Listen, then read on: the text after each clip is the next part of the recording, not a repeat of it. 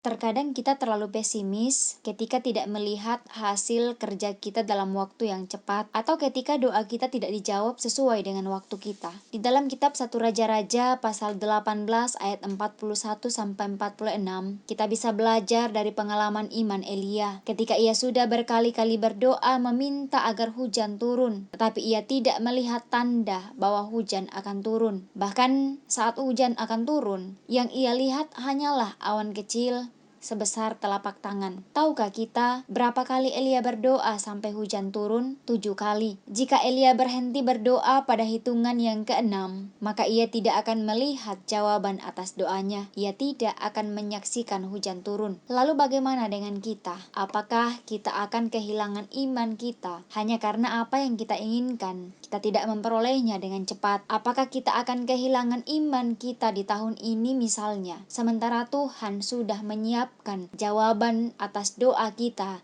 di tahun yang akan datang? Terkadang kita menghadapi situasi di mana tidak ada tempat bagi iman untuk berpijak. Namun dalam situasi seperti itulah iman kita harus tertancap lebih dalam dan lebih kuat. Ibarat tumbuhan, iman membutuhkan tanah untuk membuatnya bertumbuh lebih kuat dan mata hati kita untuk tetap fokus pada janji Tuhan. Berapa lama waktu yang dibutuhkan? Elia tidak pernah tahu pada hitungan keberapa atau pada kesempatan yang mana doanya akan dijawab. Yang ia lakukan hanyalah terus berharap. Memang tidak dapat dipungkiri, banyak tapak perjalanan iman kita seringkali terhalang oleh keputusasaan yang membuat kita berhenti berharap. Namun kita harus tetap optimis dan tidak membiarkan keputusasaan menjerat setiap langkah kita. Lutut harus semakin kuat, iman harus semakin jelas, agar kita dapat melihat bahwa harapan kita bukanlah mimpi semata, melainkan sebuah bukti yang dapat kita lihat.